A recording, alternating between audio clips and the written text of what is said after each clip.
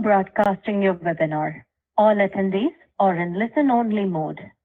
This webinar is being recorded.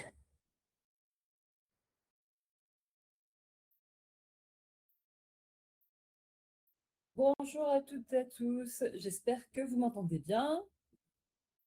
Thomas va se connecter normalement dans quelques secondes. Est-ce que vous pouvez mettre des petits pouces pour savoir si vous m'entendez bien, si le son, le visuel, tout va bien?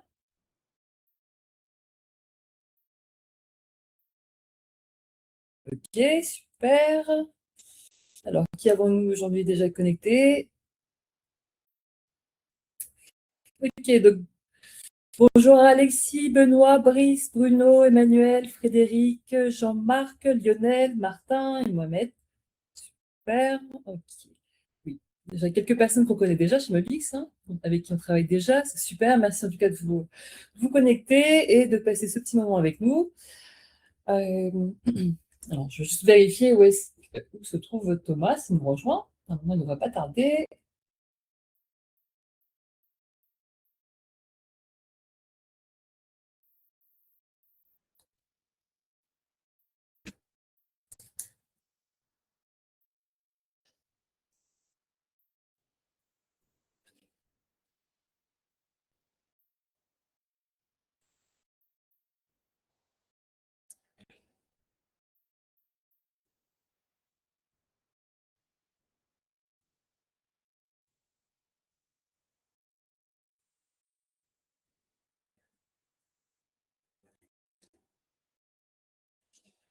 Alors, donc le sujet de, oui, bon, en tout cas, le temps que Thomas se connecte et qu'il nous rejoigne.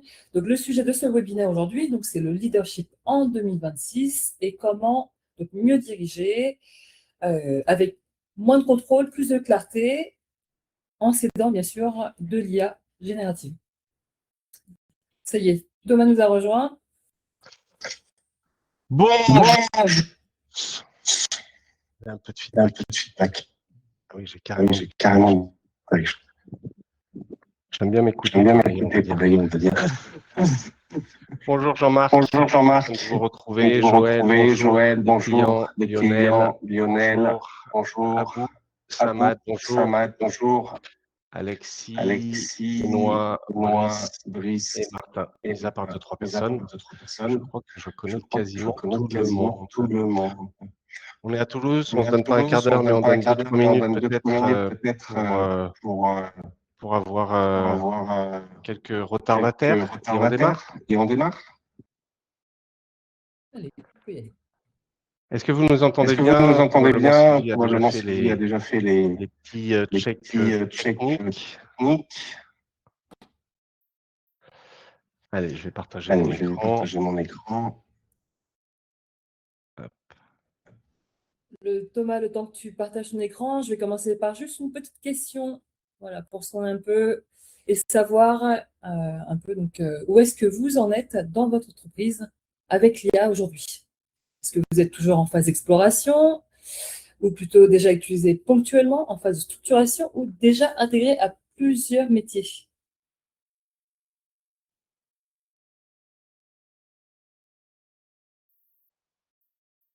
Ah, ben, j'avais pas vu, il y a une liste déroulante. Vous répondez bonjour Bruno, Emmanuel, Frédéric et Antoine, que non connus.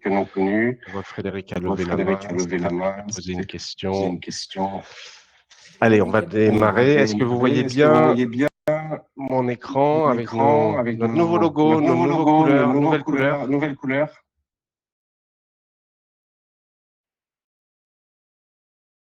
Voilà, c'est ça le logo. Tout va bien. Super. Alors, écoutez, on est ravis de vous présenter ça, le résultat. C'est le résultat de nombreuses années d'expérience. Pour ceux qui nous connaissent moins, nous sommes un cabinet qui existe maintenant depuis 16 ans, basé à Toulouse. Simple, on est environ 16 personnes. Et depuis 2 ans, j'ai un nouveau petit os à ronger, un gros os à ronger, c'est de développer une business unit autour de l'IA.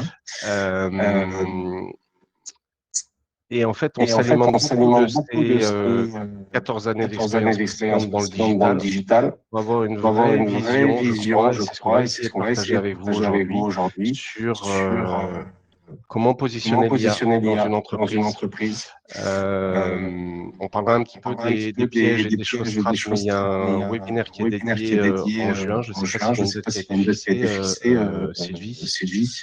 Alors, pardon, excuse-moi de te couper, mais par contre, on nous dit qu'il y a beaucoup d'écho. Il y a plusieurs personnes qui ont le même problème. Ah, alors je vais peut-être, je pense que ça vient de moi, je vais changer Merci pour le retour. Mute. Vous voulez pas que je fasse un mute? Non, alors, settings. Et je vais prendre un autre micro. Est-ce que ça va? Alors, dis-nous quelque chose. Est-ce que ça va mieux? Ça va mieux. Alors, je ne sais pas pour les autres. Alors, est-ce que tu peux... peut-être une phrase un peu plus longue? Non, 1, 2, 3. 1, 2, 3, 2 secondes. Aïe, aïe, aïe, aïe, aïe.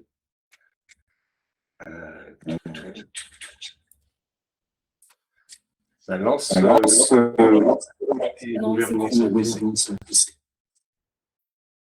Celui-là, je sais pas trop. 1, 2, 3, ça va. J'ai un écho. Je relance le PC. Non, c'est les premières.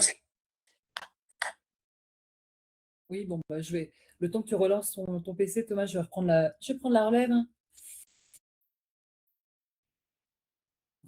On avait dit qu'on commençait à midi, donc on va vraiment commencer à midi, parce que le temps de tout le monde est précieux.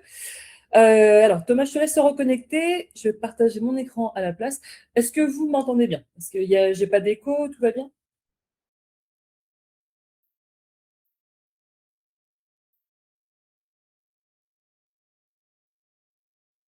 Ok, super.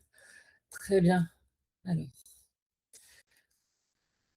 2 petites secondes, donc je partage mon écran.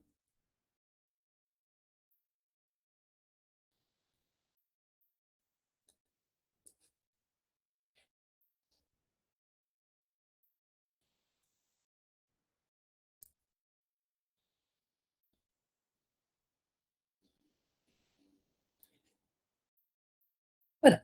Donc, normalement, ça devrait être bon. Vous voyez mon écran, donc le début de notre présentation, de notre support de webinaire, que bien sûr, vous allez, si vous voulez d'ailleurs le support en soi, en plus de la rediffusion, n'hésitez pas à m'envoyer un petit mail à la fin et je me ferai un plaisir de vous l'envoyer. Tout d'abord, donc le sujet d'aujourd'hui, donc bien sûr, donc Leadership 2026. Voilà, donc l'année 2026, elle marque vraiment un tournant majeur dans l'IA. Et en gros, on est en train de sortir de l'ère de l'expérimentation de l'IA pour entrer dans celle plutôt de l'industrialisation massive de cette intelligence artificielle. Voilà. Et en tout cas, ce basculement, ce n'est pas simplement un luxe technologique, mais plutôt un impératif. Un impératif même de survie, même stratégique. Voilà. Donc les données, par exemple, de BPI France, le lab, disent que, par exemple, l'adoption au sein des PME et des ETI a connu une accélération historique en bondissant de 30% en fin 2024 à 55% en fin 2025. Donc, voilà. Donc, et aujourd'hui, donc 58% des dirigeants considèrent que l'IA est une condition de pérennité. Il n'y a pas de question à se poser là-dessus. Il faut absolument intégrer de l'IA dans ces processus métiers si on veut survivre, tout simplement. Voilà. Donc, notamment, donc, cette industrialisation, elle est encadrée par, bien sûr, un arsenal juridique tel que le RGPD et maintenant cette toute nouvelle loi européenne qui est le AI Act, qui encadre les outils, cette fois-ci d'IA, selon des principes de risque. Voilà. Donc, voilà, donc on doit, maintenant, si on veut utiliser l'IA au sein de son entreprise, il faut suivre ces réglementations et être conforme au RGPD et à l'AI Act. Et d'ailleurs, il y aura des débuts, elle sera pleinement actée et en application, donc l'AI Act à partir du 2 août de cette année. Donc, pour le dirigeant, l'enjeu, il est double, hein. Il est de piloter donc, avec une précision même, je dirais, chirurgicale pour dégager un maximum d'avantages concurrentiels, mais à la fois de garantir une gouvernance éthique et sécurisée. Voilà. Et donc, c'est ce que nous allons voir lors de ce webinaire. On continue. Je vais juste regarder si Thomas nous a rejoint.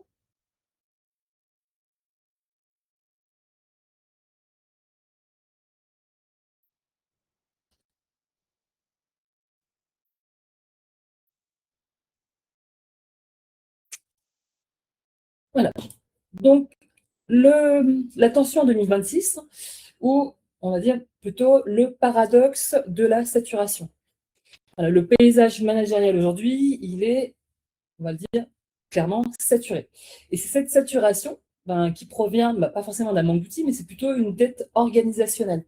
Voilà, c'est l'accumulation de technologies, de dashboards, de données, etc., mais sans ingénierie de contexte. Et c'est ça qui, je pense, est un vrai casse-tête et un vrai problème pour les dirigeants et les managers en 2026.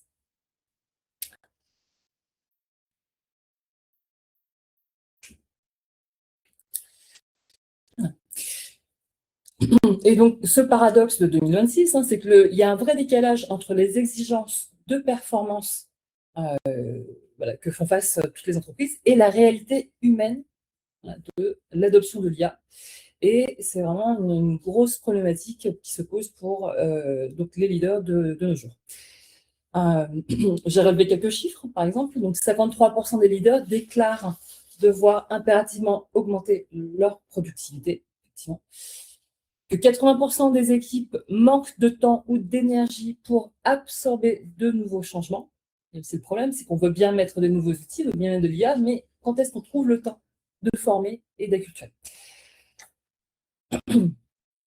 Et troisième truc que j'ai retenu, c'est que 58% des dirigeants n'ont toujours pas de stratégie d'IA formalisée. Et donc, j'entends souvent beaucoup de commentaires de personnes qui disent oui, ou plutôt de collaborateurs plutôt, qui disent oui, nous, on n'a pas d'IA formalisée, mais on utilise officieusement l'IA en entreprise. On nous autorise à utiliser Copilot ou tel ou tel. Et ça peut être très dangereux, bien sûr, pour la sécurité de vos données. Et bien sûr, il faut tout à fait, donc, bien sûr, cadrer et encourager une utilisation de l'IA plus sécurisée. Sylvie, je suis de retour. Allez, super. Il y a toujours de l'écho. Il y a toujours de l'écho? Bon, je te laisse poursuivre. On va voir si on arrive à résoudre le problème.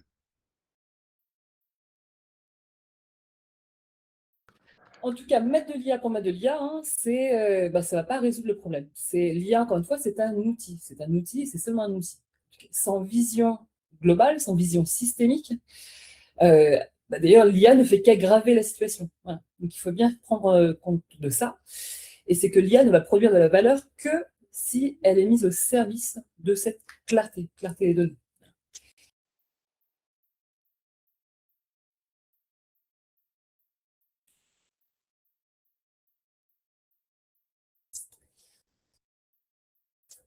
Alors, les trois bascules du leadership. Donc, le leadership, traditionnellement, c'est une fonction de contrôle, mais également, bien sûr, une fonction d'orchestration. Donc, la première, donc de l'autorité à la clarté, donc dans un modèle de pilotage probabiliste, parce qu'encore une fois, l'IA générative, c'est une intelligence qui sont basées sur des modèles probabilistes. Le manager ne donne plus d'ordre d'exécution, mais plutôt le fournit des critères de vérité. Et c'est cette vision qui va remplacer donc, le commandement un peu pyramidal pour donner du sens aux résultats générés par la machine. C'est vraiment encourager cette capacité au discernement, à comprendre ce dont est capable une IA générative et ce dont elle n'est pas capable, et de responsabiliser les équipes et les collaborateurs autour de cette utilisation. Ensuite, deuxième bascule, donc de l'expertise à l'orchestration. Donc, le leader, lui, devient maintenant donc, ce garant de l'intelligence, de cette intelligence parallèle, hein, puisque les IA vont devenir de plus en plus nos binômes, nos assistants. Donc, on parle d'une intelligence parallèle. Et donc, le rôle du leader va être donc d'orchestrer des workflows agentiques. Donc bon, workflow agentique ou encore une fois, l'humain reste au centre et l'humain pilote. Et l'humain, bien sûr, arbitre. Et Sylvie, enfin, troisième bascule, oui. notre ingénieur ici nous dit que peut-être ma voix est prise par ton micro. Ah, d'accord. Donc coupe le haut-parleur pour qu'on fasse un test. 1, 2, 3. 1, 2, 3. Oui. Non, c'est pas ça. Non, c'est pas ça. T'as bien coupé ton T'as bien haut-parleur, coupé ton haut-parleur, Sylvie? Attends.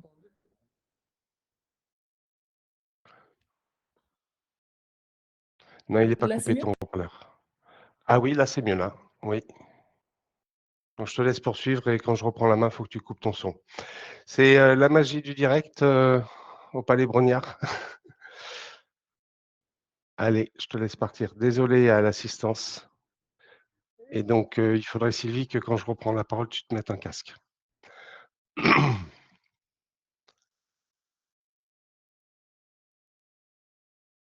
Hmm. Est-ce que déjà ce que vous a dit Sylvie, vous pouvez le mettre dans le chat, est-ce que ça vous a inspiré? Pour ceux qui veulent répondre.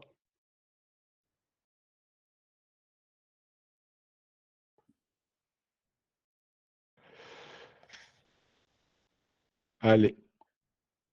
Je vois une main levée. Voilà, ça marche. C'était ça le problème. Ah, d'accord. Merci Maxence. Allez, on est reparti. Je te laisse poursuivre là où tu en étais, Sylvie.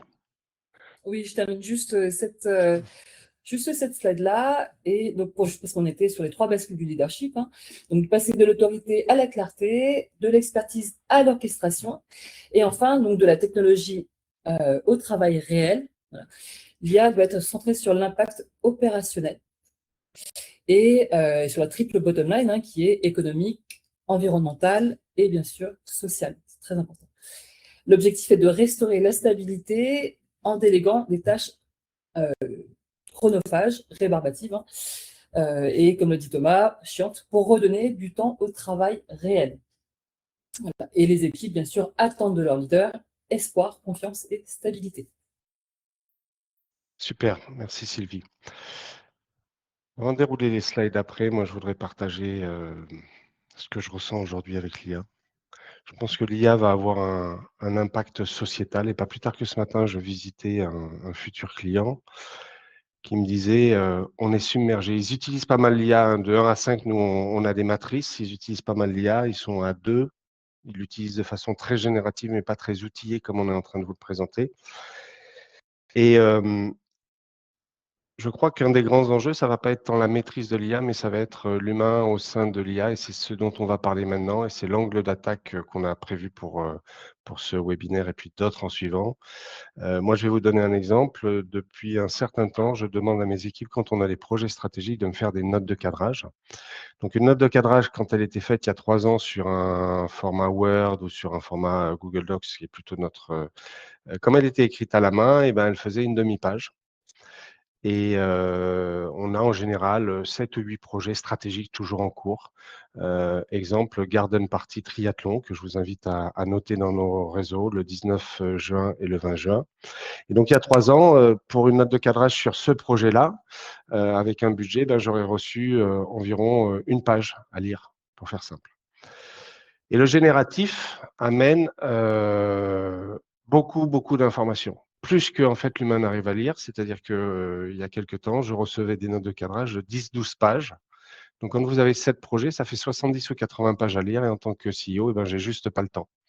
Et donc, dans le leadership, au-delà des slides, ben, il va y avoir un vrai enjeu d'amener de la clarté Mais à un moment aussi, ce mot orchestration veut dire que il va falloir contenir le côté génératif de l'IA pour en extraire la substantifique moelle, pour le sublimer, pour l'intégrer dans le travail réel. Et donc, moi, lors des webinaires, j'aime bien partager des expériences personnelles ou des expériences qu'on voit chez nos clients. Et je vous invite vraiment à garder cette petite graine dans vos réflexions futures, quel que soit votre niveau de l'IA, parce que ceux qui ne se mettent pas à l'IA, eh ben, je pense qu'ils vont mourir concrètement. Et de se dire que l'intelligence artificielle doit vraiment être accolée à une réflexion sur l'humain. Voilà, c'était la petite parenthèse de transition. Si tu peux passer à… ça introduit bien les 3 slides suivantes.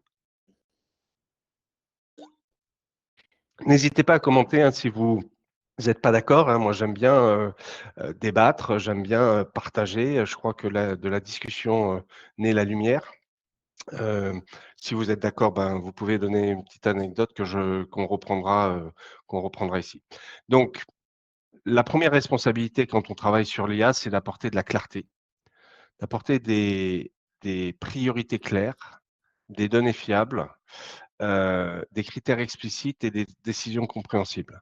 Et quelque part, il n'y avait pas besoin de l'IA pour avoir ces grands principes de management. Hein. Il y a 4 ans, 5 ans, on aurait pu dire la même chose. Mais l'IA va générer tellement de data, et ça revient à ce que je disais précédemment, qu'il faut vraiment clarifier tout ça. Et less is more, il faut épurer. Et c'est vraiment l'idée à la fois des messages qu'on aimerait partager avec vous durant ce webinaire, de la valeur qu'on aimerait vous apporter.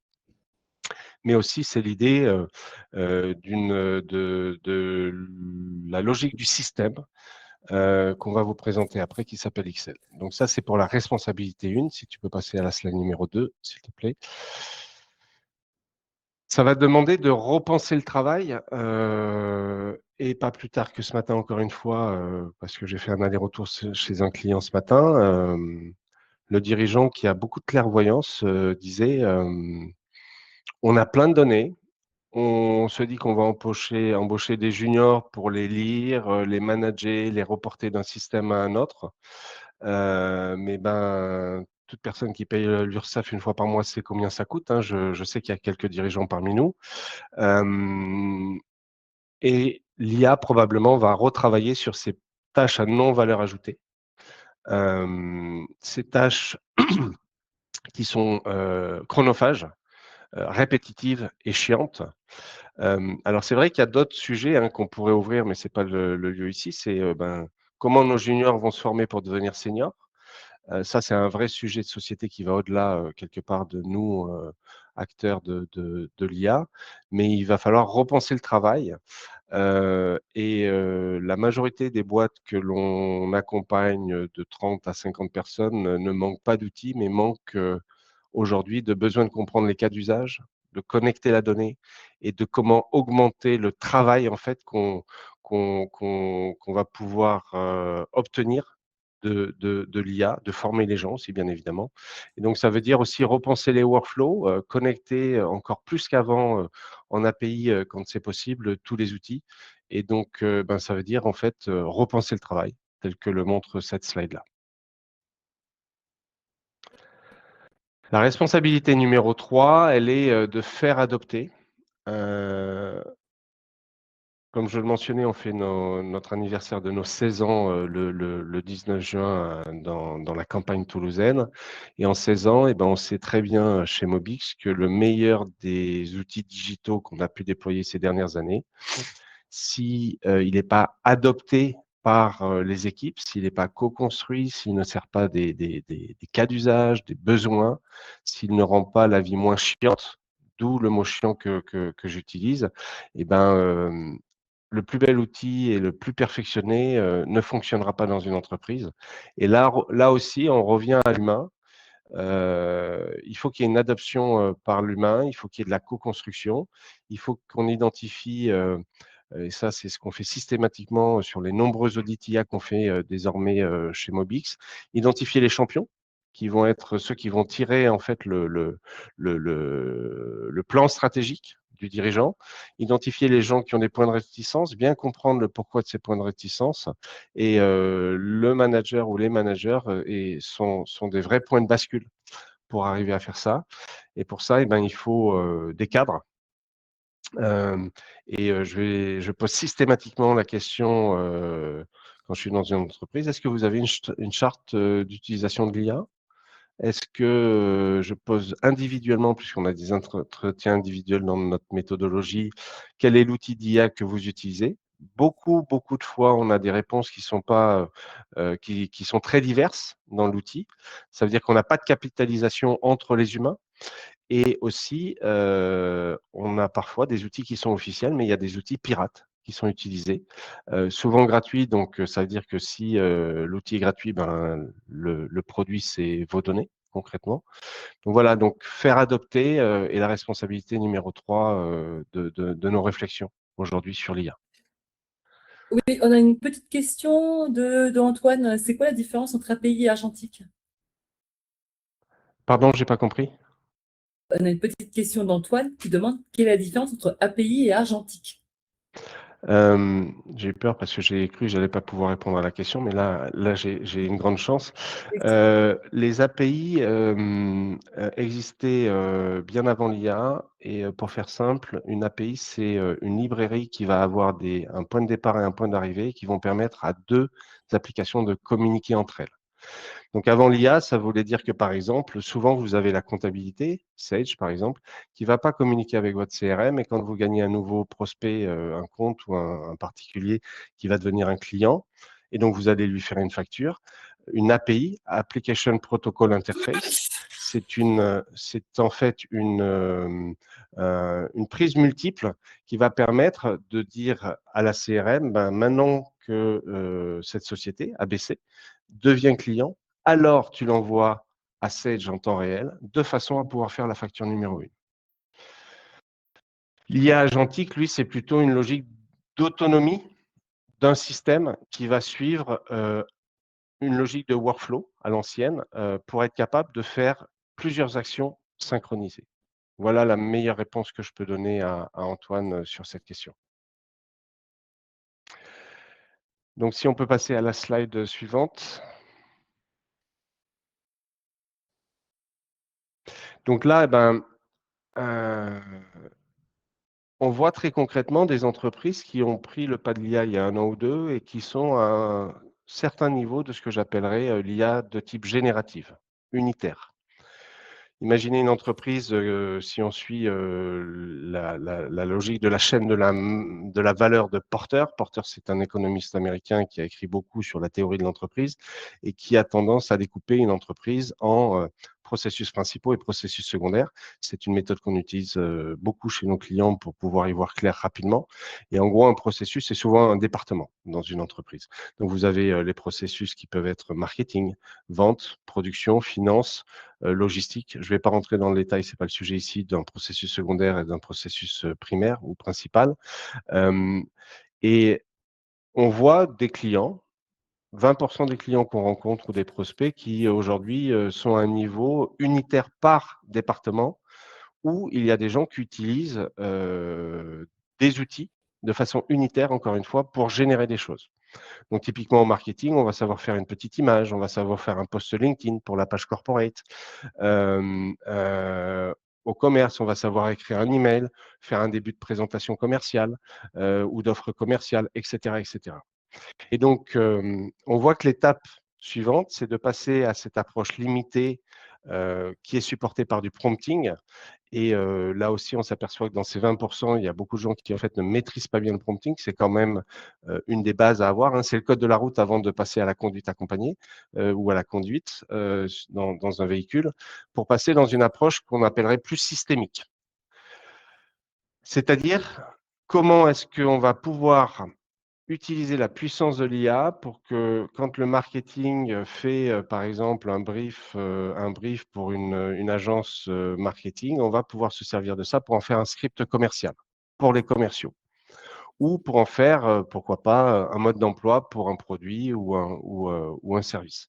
Donc la vraie évolution, je pense, dans les 12 mois qui viennent, ça va être de passer d'une logique limitée, générative, prompting a une logique systémique, homogénéisée, où en fait, les ressources qui sont utilisées avec de l'IA vont se connecter. C'est là où on reprend, Antoine, la question que vous posiez précédemment.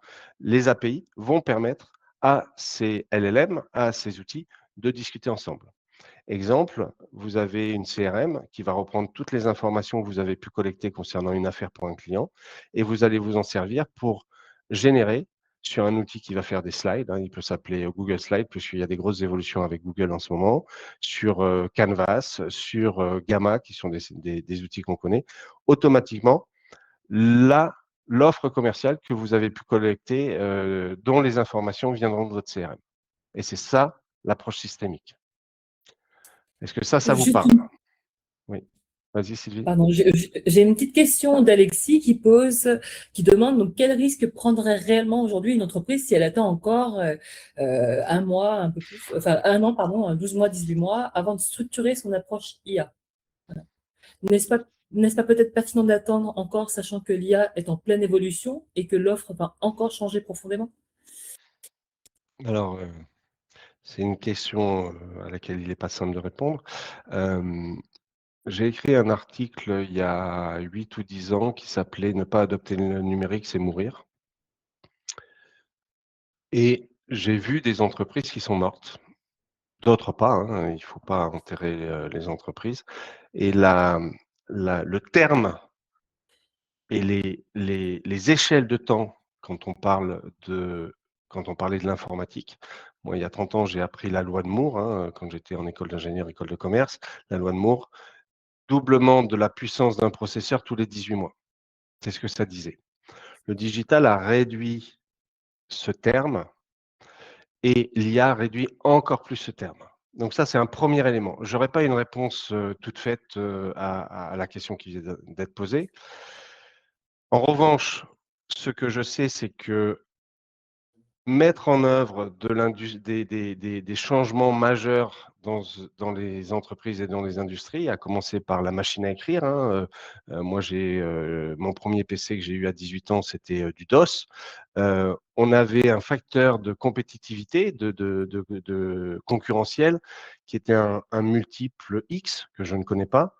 Et ce que je sais par contre, c'est que l'IA augmente de façon exponentielle ce facteur de compétition.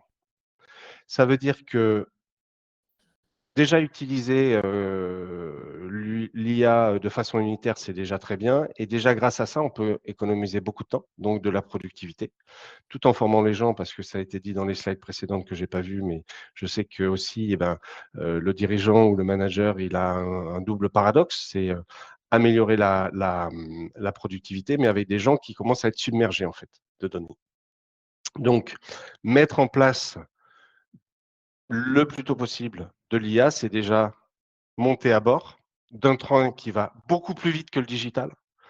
Et c'est aussi avoir des résultats et des ROI dont le facteur multiplicateur est beaucoup plus important et beaucoup plus rapidement. Je vais mentionner un éditeur qui s'appelle Sage, c'est Gide, qui sont à peu près la même, donc des dinosaures de la comptabilité, vous les connaissez tous. Je connais pas mal d'experts comptables, j'ai moi-même mon expert comptable.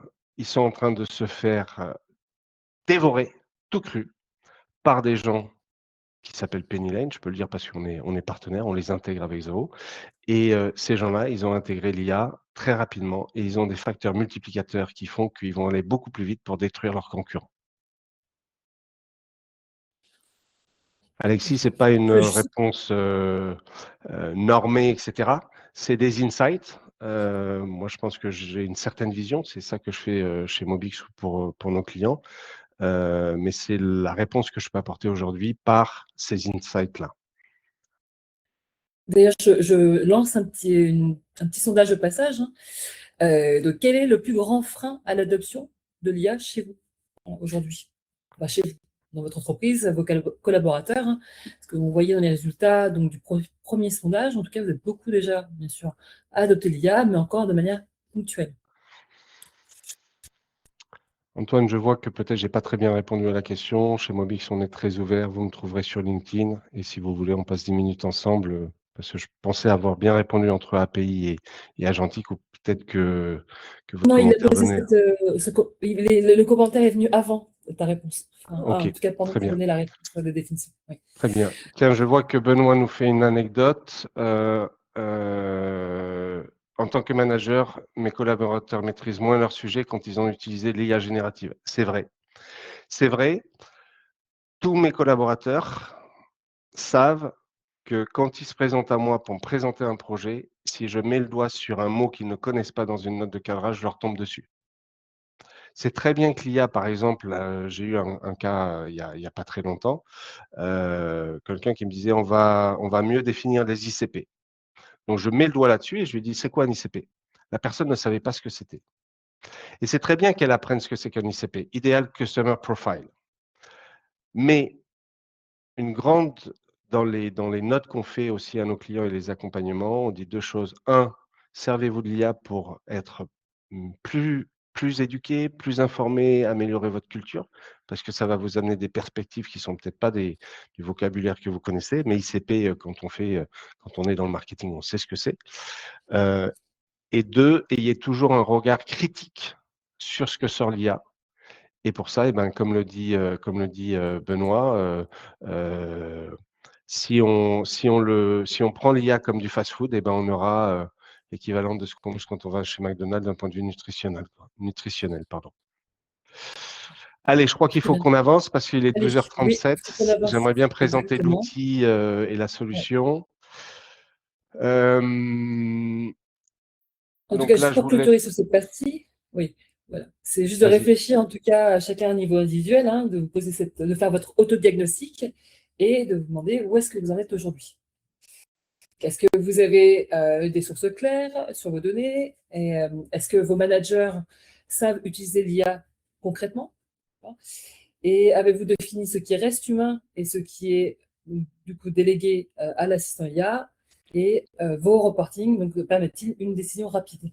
Et donc, ce qui nous permet d'enchaîner sur Allez, je vais la prendre le démo relais. de Je l'outil. vais prendre le relais en termes de partage d'écran, screen share. Hop. Est-ce que mon écran est partagé? Je ne pense pas. Tout l'écran. Fantastique! On n'a même pas de problème. Donc, très heureux et très fier de vous présenter ce produit sur lequel on a une approche humble. On l'a déployé en mode bêta chez quelques clients, mais on n'a pas une grande expérience. Qui plus est, l'équipe IA est en train de se consolider. On a des recrutements en cours. Avis à ceux qui seraient intéressés par et inspirés par ce qu'on leur dit aujourd'hui. On recherche des compétences autour de l'IA. Et donc, ce produit, on le voit pas comme un outil, mais on le voit comme un dispositif de pilotage augmenté. Pourquoi? Parce que comme on l'a dit précédemment, ben, de la donnée, il y en a, des outils, il y en a, mais ce qui manque aujourd'hui, c'est la capacité, on va se mettre dans la perspective du dirigeant, parce qu'en fait, ce produit, je l'ai pensé pour moi au démarrage. Le point de départ, c'est que depuis 15 ans, tous les ans, j'ai une assemblée générale et j'ai un expert comptable qui vient me voir et qui me pose 5 lignes en disant ça baisse, ça monte, etc., mais j'ai aucune analyse de fond.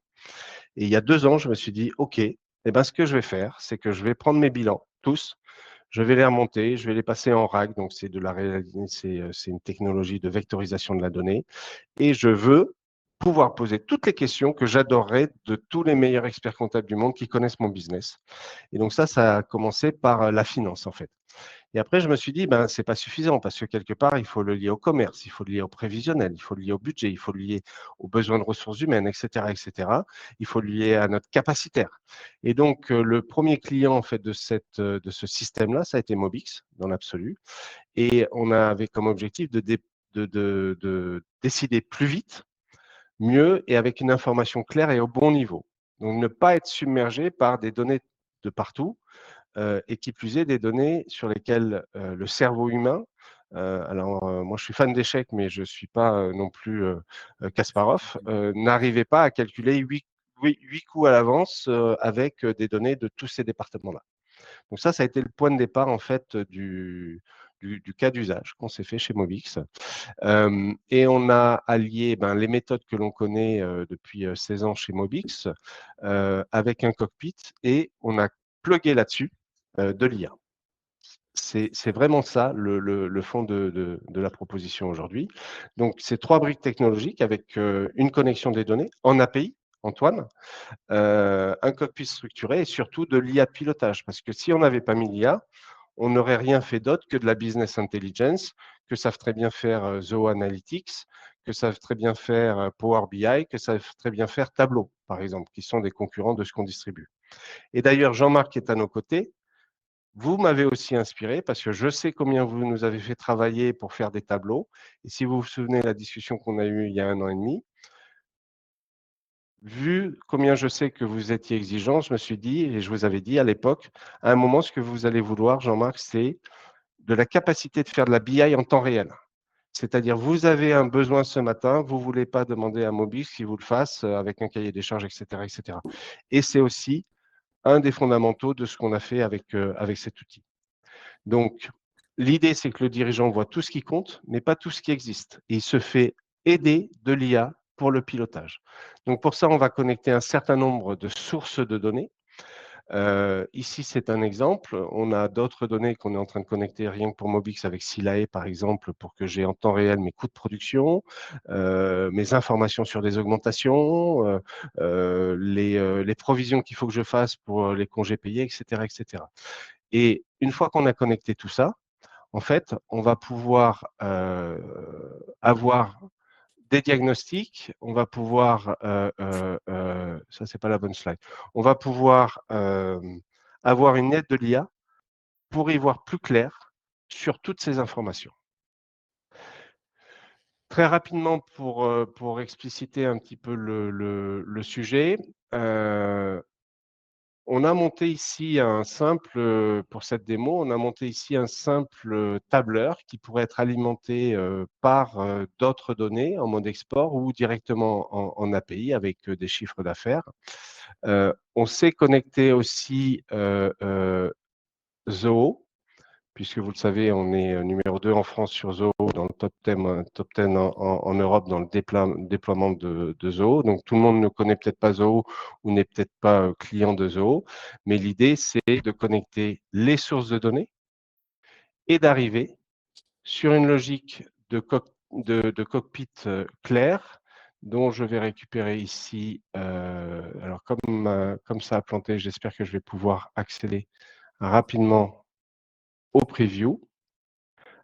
Si tu peux me redonner en clair les mots de passe, s'il te plaît, Sylvie ou Alex ou Mohamed, ben, ça c'est connecté. Très bien, je n'ai pas été déconnecté. Donc, on part des données. Un exemple de données,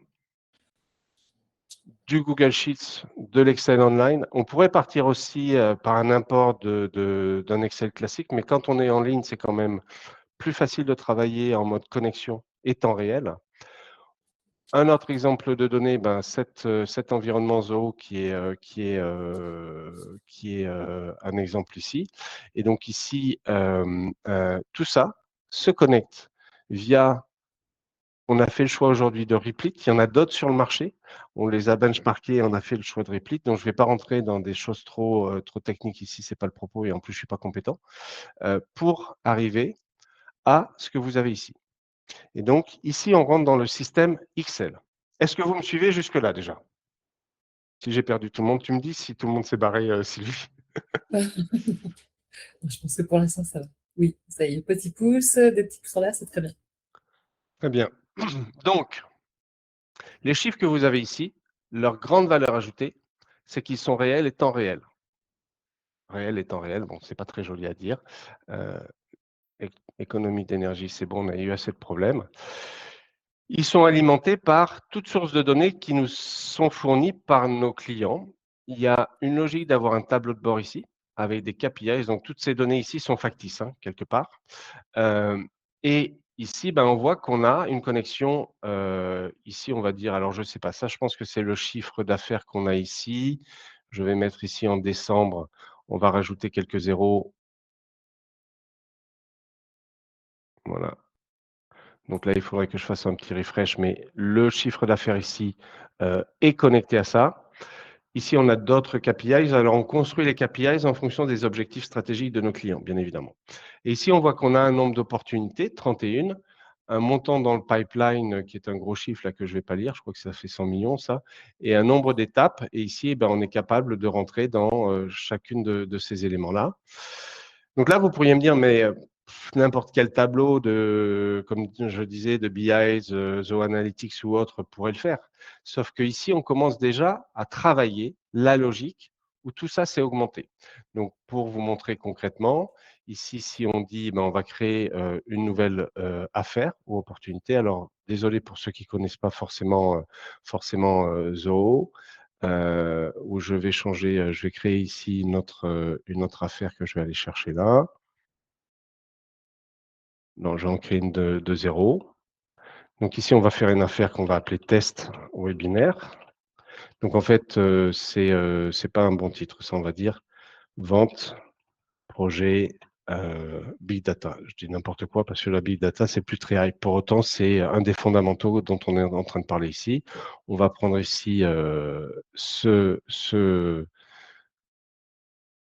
tout ça. Et ici, on va mettre un montant extrêmement important pour que vous puissiez le voir. Donc, en gros, ce montant-là va venir en temps réel alimenter la donnée qui est connue par le système. Vous me suivez jusque-là? Donc, cette donnée-là, on va la travailler sur de la comptabilité, on va la travailler sur du support, sur du projet, peu importe les départements à ce stade. Donc ça, c'est connecté à Zoho Project pour ceux qui connaissent Zoho Project, mais ça pourrait être un autre logiciel. On a des tâches qui sont ouvertes, qui sont fermées, etc. On a ici un département qui est lié au support. Donc, on remonte toutes les données. Et quel est le but de tout ça, en fait? Et c'est ça la valeur ajoutée que nous voyons, nous, c'est d'être capable de travailler sur toutes ces données pour augmenter, voire même faire quelque chose qui n'est juste pas possible pour l'esprit humain, sauf si vous avez des grosses équipes qui vont travailler ou des consultants, etc. Et ici, de poser un certain nombre de questions. Donc ici, il y a des suggestions. Mais ici, quel est le CA total? Il va être capable de récupérer la donnée qu'on a vue précédemment pour pouvoir répondre à des questions simples ou complexes. Typiquement, moi, régulièrement, en fin de mois, parce que j'attends aussi la consolidation après le paiement de la TVA, je pose un certain nombre de questions en tant que dirigeant. Quels sont tes conseils pour le mois prochain, par exemple? Alors là, les données sont factices, donc vous comprendrez que les données ne se tenant pas, la réponse qui va être faite par l'IA n'aura pas de sens, puisqu'en fait, on n'est pas dans une logique où si j'augmente mes ventes, il faut que je m'assure que mon capacitaire en production soit là. Si je vois mon budget marketing que j'ai baissé le mois dernier, je vois que j'ai une baisse de mes ventes, etc., etc. Mais c'est ça l'idée. Et cet agent IA, c'est là où il va être capable de clarifier, de simplifier et d'apporter ce qu'on a vu tout à l'heure, c'est-à-dire une réinvention de la façon dont on va travailler.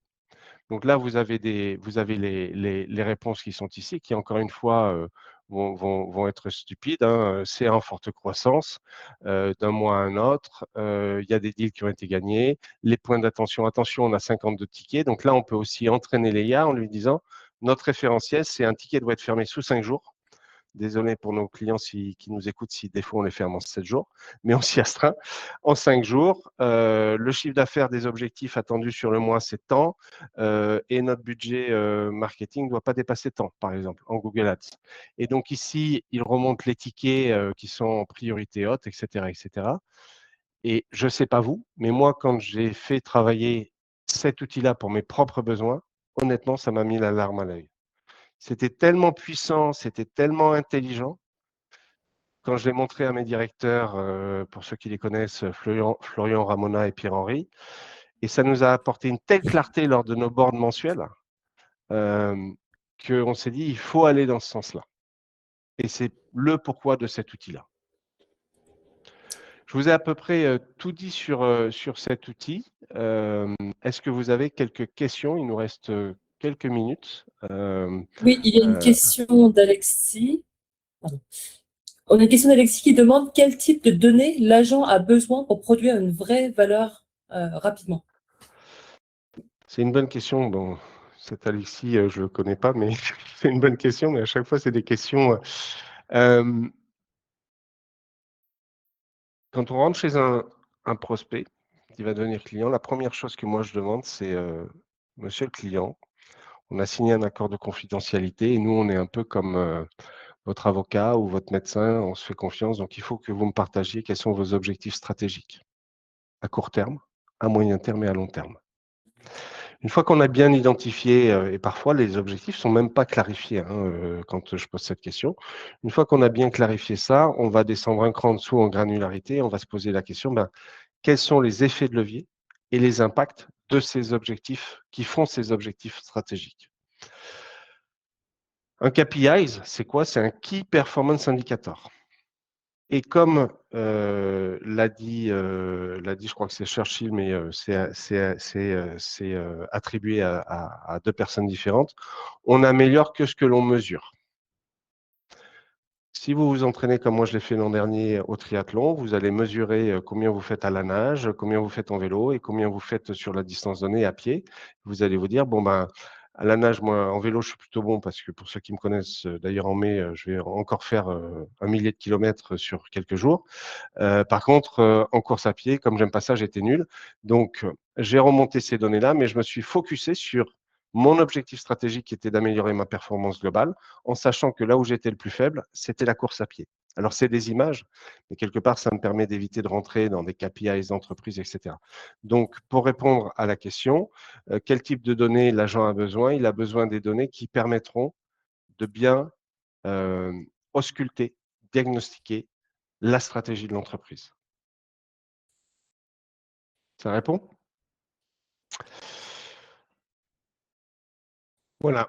Donc, Alors, j'ai une autre question. Alors, quel oui, modèle vas-y. d'IA? Alors, attendez, je prends. Connexion aussi à Penny Lane via API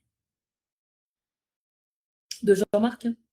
Oui, Penny Lane, merci Jean-Marc, et n'hésitez pas à me contacter ou contacter Florian.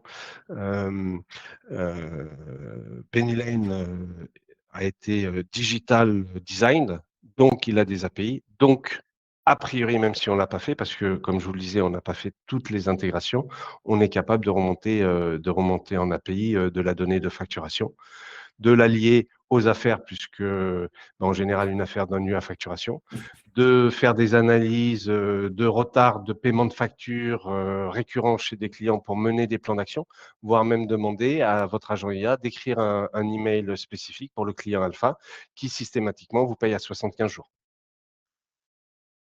Donc, dans l'absolu, je répondrai oui. Oui, pardon. Vas-y, Sylvie. Okay. Autre question de Frédéric. Quel modèle d'IA on utilise pour Excel?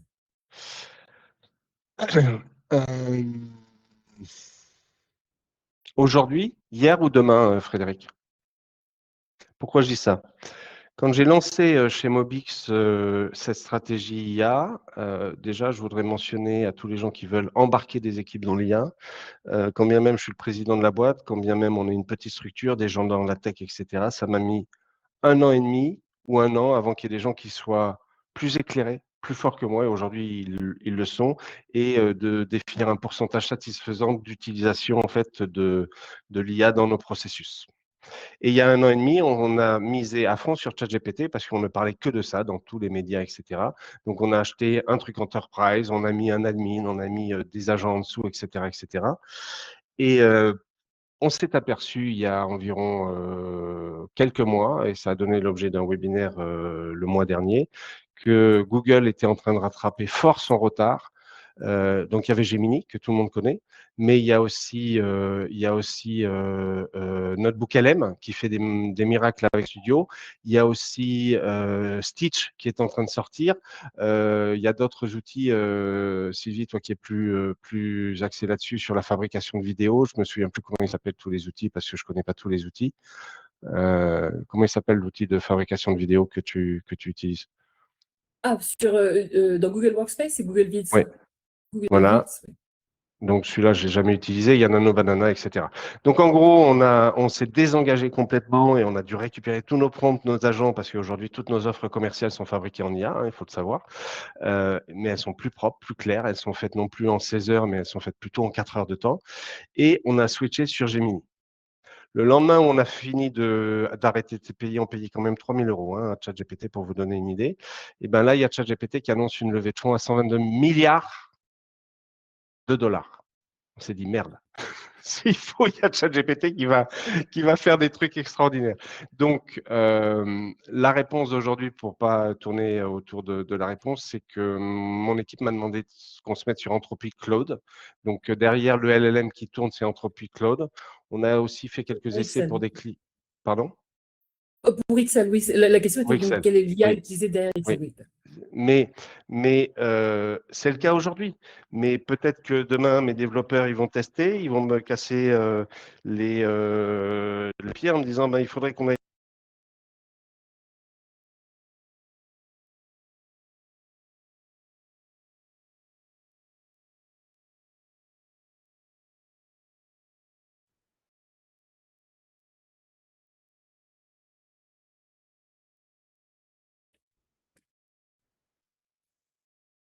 Alors, Thomas, je crois que ça coupe pas.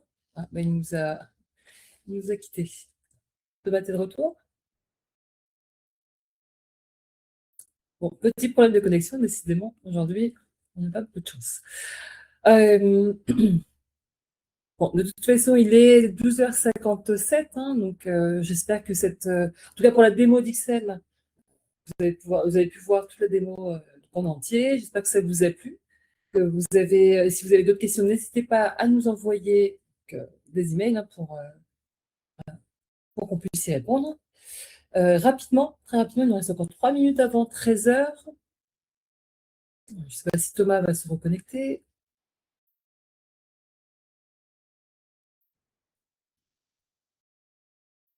Voilà, juste pour ces quelques dernières minutes, juste pour vous partager l'offre spéciale qu'on a donc pour ce webinaire, c'est qu'on vous propose.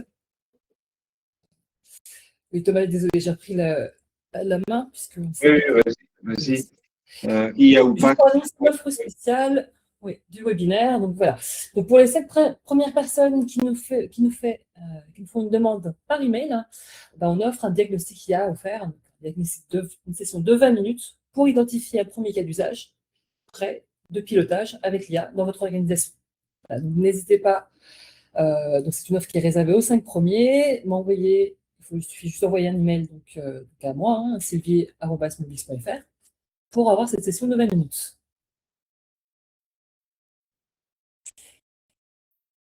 Thomas, tu voulais ajouter quelque chose? Un mot pour la fin? Quand t'es con, c'est IA ou pas IA, si tu branches pas la batterie, t'as plus de batterie avant. Je te laisse poursuivre, Sylvie. Oui, c'était juste donc bon, là, également, hein, si vous souhaitez sécuriser votre trajectoire IA avec Mobix, sachez que nous proposons différents services tels que des formations intensives d'acculturation à l'IA, sur les fondamentaux de l'IA. On organise également des ateliers d'introduction à l'IA générative pour les dirigeants, ainsi que des diagnostics, soit en format flash de 2 heures, soit un diagnostic avancé d'une journée.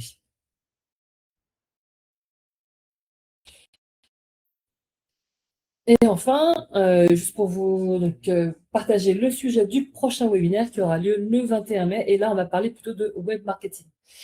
Comme j'espère que vous le savez tous, mais en tout cas, l'IA est en train de redéfinir également le web marketing. Donc, on ne peut plus aujourd'hui faire du marketing comme on le faisait il y a 2 ans. Hein, ce n'est plus qu'une question de SEO, on parle maintenant de GEO. Et donc, on verra dans ce prochain webinaire comment améliorer sa visibilité face à Gemini et à GPT pour qu'on remonte plus facilement dans les recherches dans les LLM. Voilà. Une petite question que tu as peut-être pas traité. Je te laisse peut-être finir la prochaine slide. Je voudrais la prendre avant que tout le monde parte. Elle est importante. Non, c'est bon, j'ai fini, j'ai terminé. Je ne sais pas si tu as vu la question. Je pense que c'est. Je suis pas sûr, je ne vois pas bien dans l'interface si c'est Frédéric, peu importe qui a posé la question. Donc, oui, bien évidemment, pour revenir sur Excel, la question était de dire est-ce qu'une optimisation optimale n'est pas de connecter toutes les données? La réponse est oui, si tant est que vos données soient propres et justes.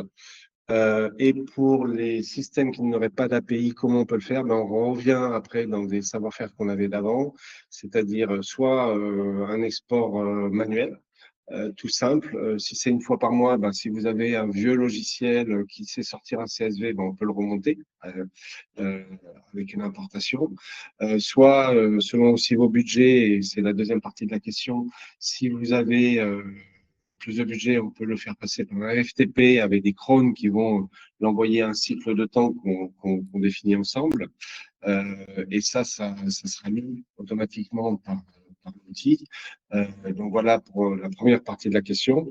Et combien de temps pour la mise en place de cette solution et à quel niveau le client doit s'impliquer?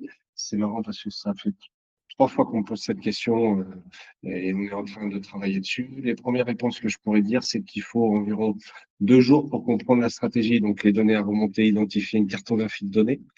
Ça va très très vite parce qu'on fait du vibe coding, donc il faut compter environ 3 jours pour avoir une première image d'un prototype, selon la complexité, parce que si le client dit moi je veux une donnée souveraine, je veux mon serveur à moi et je veux mettre de l'open source, c'est pas du tout non plus le même budget parce qu'il y a aussi des budgets des frais de connexion.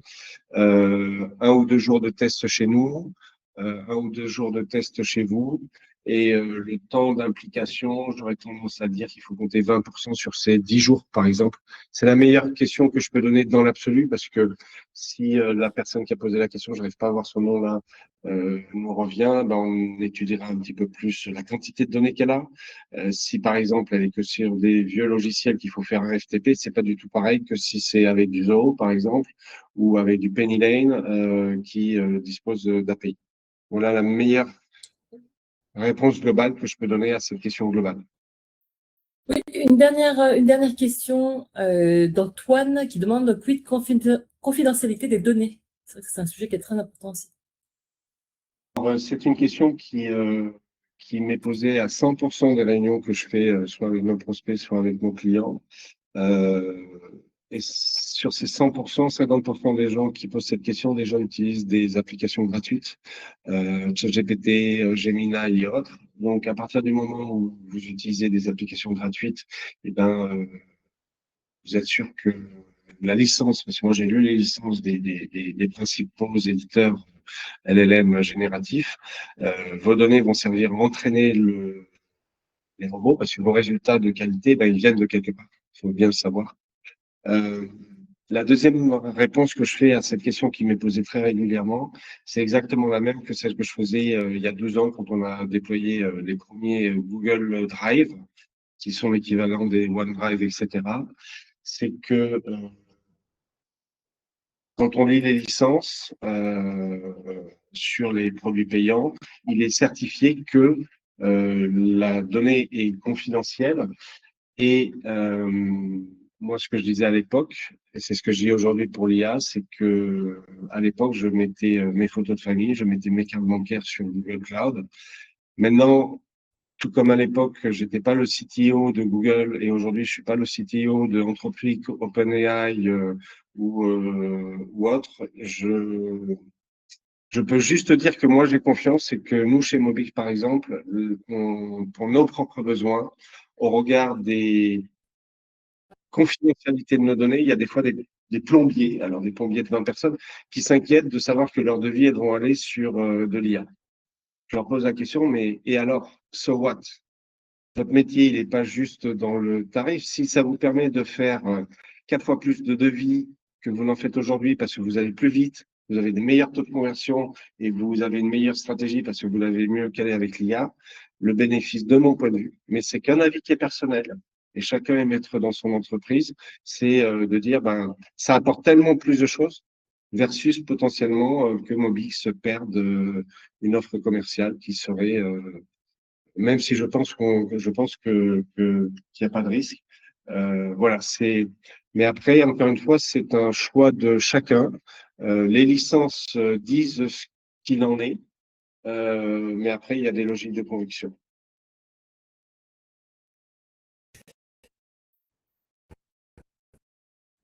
Très bien. Est-ce que si on n'a pas d'autres questions, je pense que là, il est déjà, on a dépassé de 5 minutes déjà. Merci beaucoup à tous. Un mot pour N'hésitez la pas à fin? nous recontacter, à parler de nous, à liker nos posts. Vous le voyez, on a une équipe qui s'intensifie et c'est toujours, préparer un webinaire comme ça, c'est beaucoup de temps. On le fait avec un grand plaisir, mais ça nous donne toujours du baume au cœur pour préparer les 2 prochains. N'hésitez pas par votre sympathie, à nous aider dans tout ce qu'on met de nos tripes pour apporter des belles solutions sur le marché pour des entreprises qui sont des entreprises modestes aussi en taille. Hein, on est toujours le petit d'un gros, mais on fait toujours les choses avec beaucoup de cœur chez Mobix. Et si vous ressentez ça, eh ben, faites ce que vous avez à faire vous de votre côté pour nous aider. Merci beaucoup. Et on est Merci à presque dans tous. les temps Bon malgré appétit. tous les problèmes techniques qu'on a eu au démarrage. C'est super. Bon appétit à tous. Au revoir.